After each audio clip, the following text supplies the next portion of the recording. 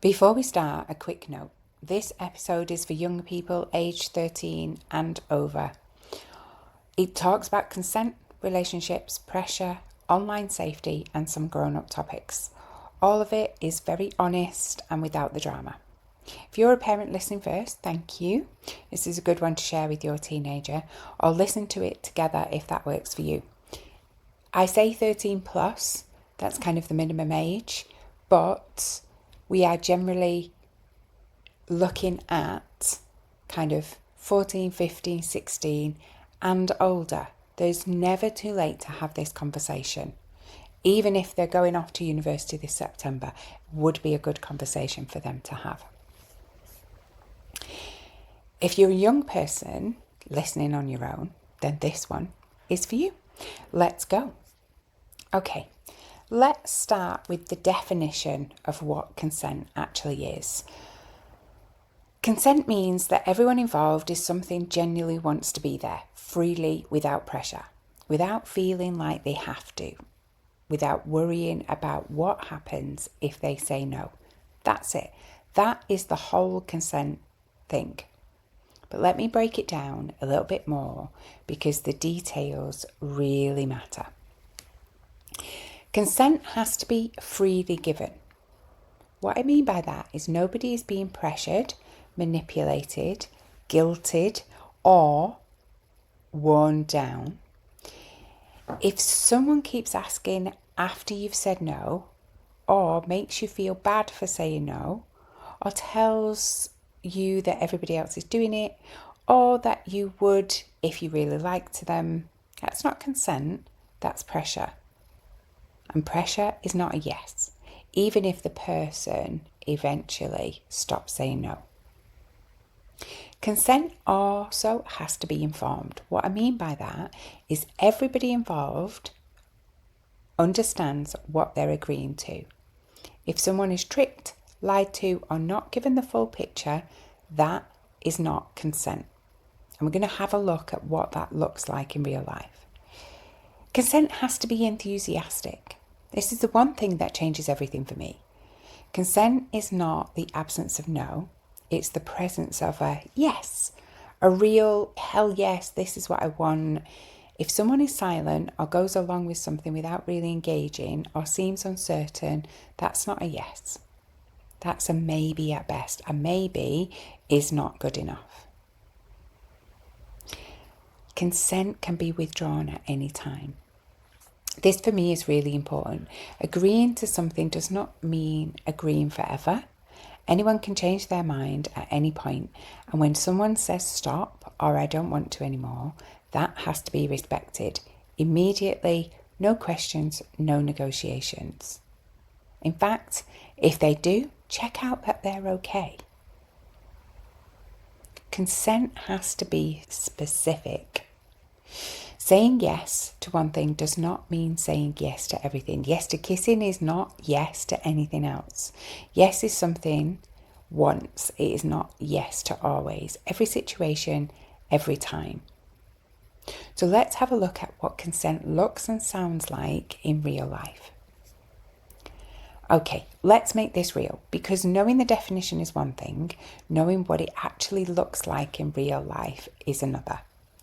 Consent in real life sounds like, is this okay? Do you want to? Are you sure? We can stop if you want. I really want to. Do you? And it sounds like answers to, yes, I want to. I'm not sure. Can we slow down? I don't want to do that. I want to stop. Not right now. All of those are real answers. All of them need to be heard and respected. And here is something worth knowing. Consent doesn't always sound like a formal announcement. It's often just a check-in, a moment of actually paying attention to each other, to whether the other person is genuinely okay. And part of an understanding consent is learning to read the room, not just listening to the words. Noticing when someone goes quiet, seems uncomfortable, laughs nervously, or pulls away. None of these are yeses. They're all signals to pause and check in. The question, are you okay, costs nothing, takes 2 seconds, and makes a huge difference. So let's talk about pressure, because this is where it gets complicated for a lot of people. Now, as a therapist with over 30 years of experience of working with teens, these are the kind of things I hear in the therapy room all the time by boys and girls who are struggling with consent. Pressure doesn't always look obvious. It does not always sound like someone shouting or demanding. Sometimes it's much quieter than that. Sometimes it sounds like, if you really liked me, you would. Everybody else is doing it. We've been together long enough. I thought you were more confident than that. I won't tell anyone. You said you would. Now, these are manipulation tactics. They're designed to make you feel like saying no is the problem, like you're the one being unreasonable. You're not. The pressure is the problem. The person applying it is the one doing something wrong. And here's the thing about pressure that I really want you to hear. When someone pressures you into something, when you go along with that something because pressure made saying no feel hard, that's not consent. Even if you didn't say the word no, even if you eventually went along with it, you were pressured, and that matters. That is not your fault. People who do that are not thinking about you. They're not thinking about your relationship that you're building. They are solely thinking about the moment and themselves. So, I want to talk about online consent and spend some real time on this, because this is where a lot of pressure young people are experiencing right now happens. There's one thing in particular I want you to make sure you know about, because it's becoming increasingly common and most young people have never even heard the word for it. So let's start with the basics. Nobody has the right to ask you for intimate images of your body. Not a boyfriend, a girlfriend, not someone you like, not someone who sent you one and says it's only fair, not anyone, full stop. Sending an image does not mean giving permission for it to be shared. If someone shares an intimate image of you without your consent, that is illegal here in the UK. It is called non-consensual intimate image sharing, and it's a crime. If this has happened to you or happens to you, tell a trusted adult, contact Childline or the Revenge Porn Helpline. You will not be in trouble. The person who shared it is the one who's done something wrong. Pressure online is still pressure. Someone sending you repeated messages asking you for something, making you feel guilty for saying no, telling you it would prove you trust them. That is all pressure. The fact that it's happening on a screen doesn't make it different or less serious. You are allowed to say no. You are allowed to block them, and you're allowed to tell someone. Now, I want to talk about something called sextortion. I'm going to explain what it is clearly, because knowing what it is probably one of the most protective things I can give you in this episode. Before we just move on to that, I want to say about images. Now, the thing about the internet is we think that it's secure, and we think that it's a friend that we trust or someone we're really interested in, or maybe we're in a relationship with. And actually, there is nothing saying anyone can't be hacked. There is nothing saying that person might not share. So my kind of rule of thumb is, if you don't want your granny to see it, maybe don't send it. Now, I understand there are absolutely times that you might want to share intimate photos with somebody who you love and care for. I would be second guessing yourself and questioning, can you trust them 100%? Can you trust their friends if they get hold of their phone? So think about that before you do it. The granny one is a good rule of thumb, because that way anything you share is safe for her to see and safe for other people to see. And you're not going to be embarrassed. You absolutely should not be shamed. But you are not going to have to explain this to anybody. Now, let's talk about sextortion. It's when somebody uses an intimate image or the threat of sharing one to try and get something from you, usually money, sometimes more images, sometimes other things. Here's often how it starts. Somebody contacts you online, on a gaming platform or social media, in a DM. They seem friendly, they seem interested.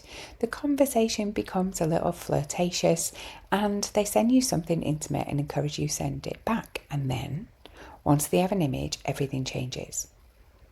They threaten to send this to your friends, to your family, to your school, unless you do what they want.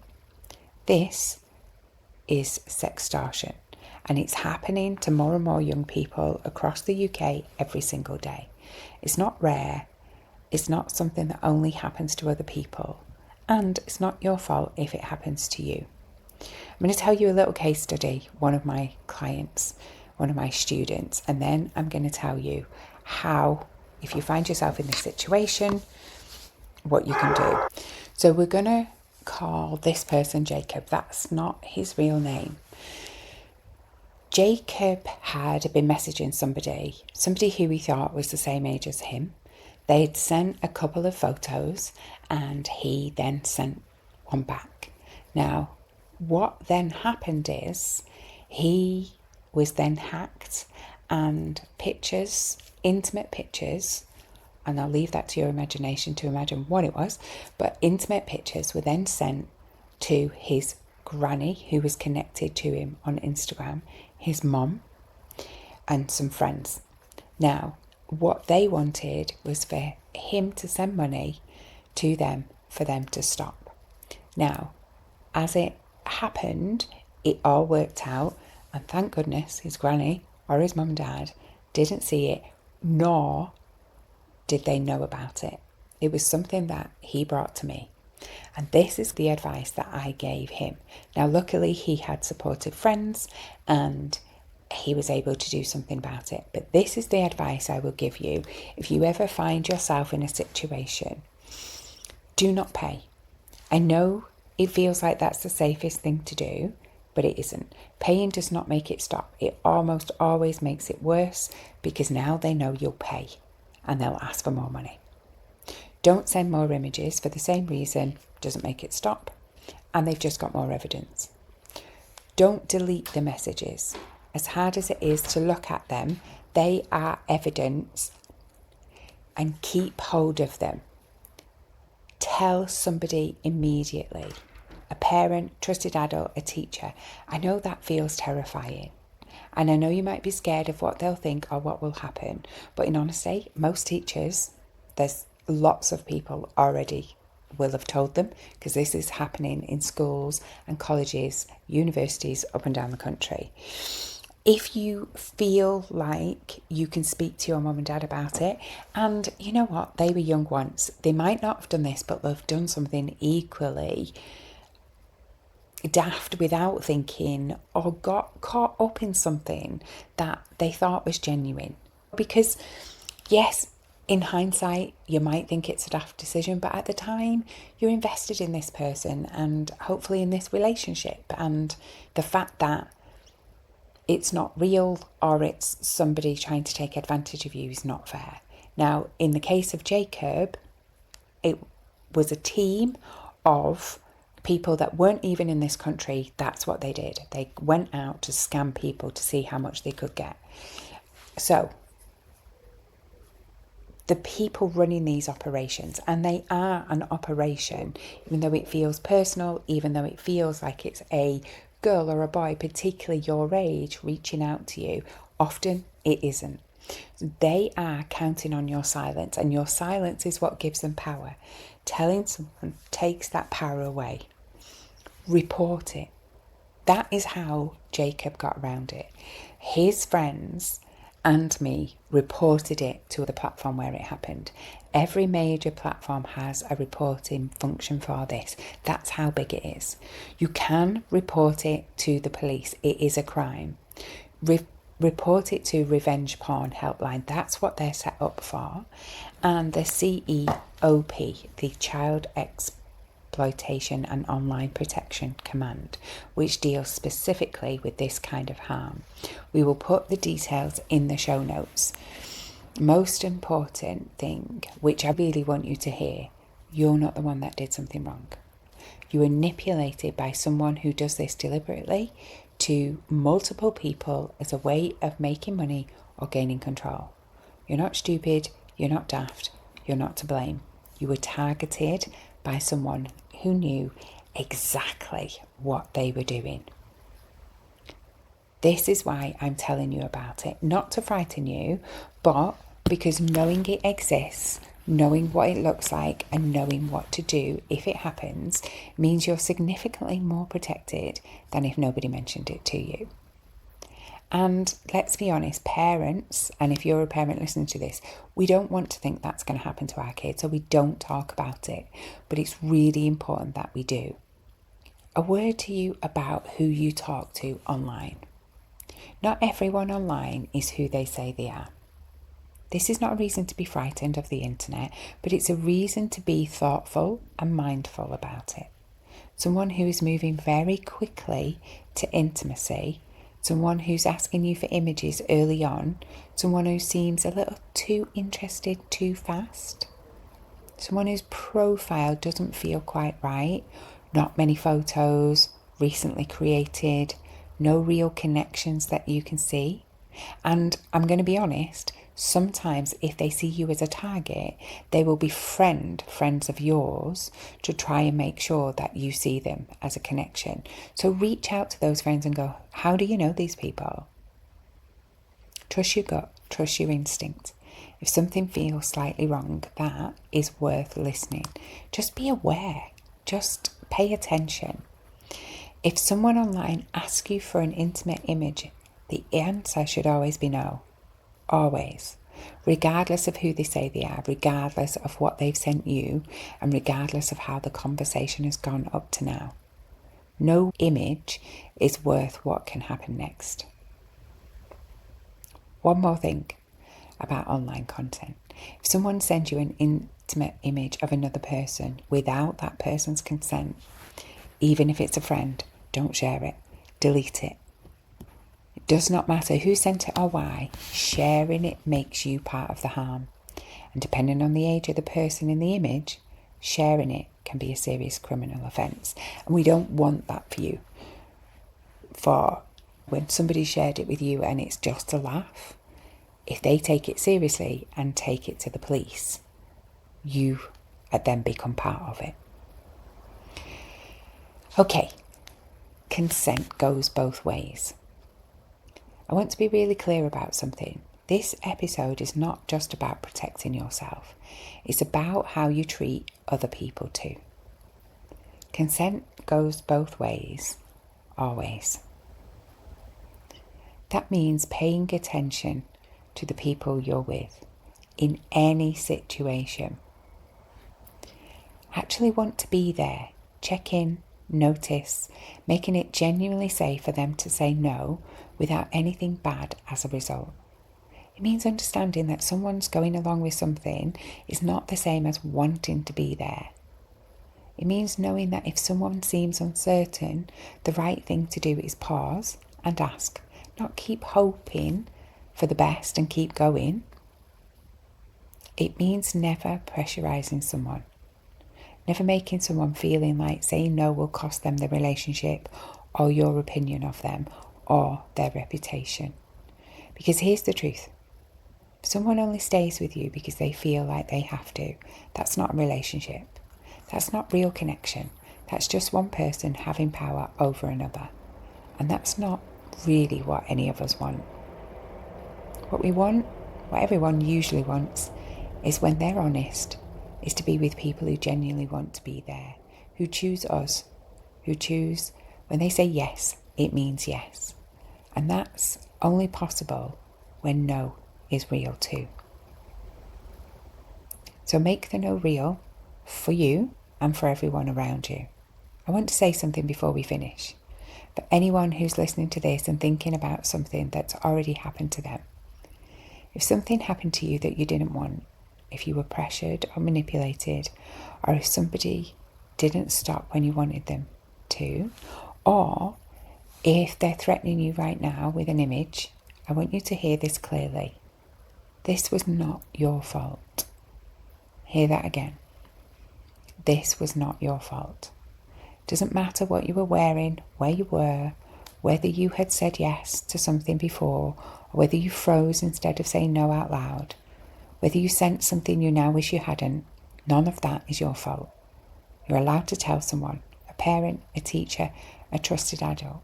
Maybe you have a coach, maybe you have a dance teacher. Or you can always ring Childline. They are available anytime. It says Childline, but they go right up to uni students. Anytime, for any young person, you'll not be in trouble. If something has happened, you don't have to carry this on all by yourself. You are not alone. Okay, so that is consent. That's the real version. Not a list of rules, not a lecture, just a framework for treating yourself and other people well. Making sure that everyone involved is genuinely wants to be there. And for knowing clearly, specifically, what to do when something online starts to feel wrong. Here's what I want you to take away from this episode. You matter. Your yes matters. Your no matters. So does everybody else's. Check in, pay attention, make it safe for people to be honest with you. Make sure you're in situations where you can be honest too. And if anything online starts to feel like pressure, trust that gut feeling. More than you think. You're more capable of getting this right. And the fact that you're here listening to this already tells me something good about you. Take care of yourself and each other. Thanks for listening to this one. The next episode is the final one in this season. It's for listeners aged 16 and over and talks honestly and directly about sex. There's a clear age guidance at the very start, so you'll know what's in it. If you're a parent who has listened to this, thank you. The show notes below have resources for young people and for you. And if something in this episode has brought something up for you or your young person, please reach out to the organisations listed. They are there for exactly this. Until next time, bye for now. Lots of love.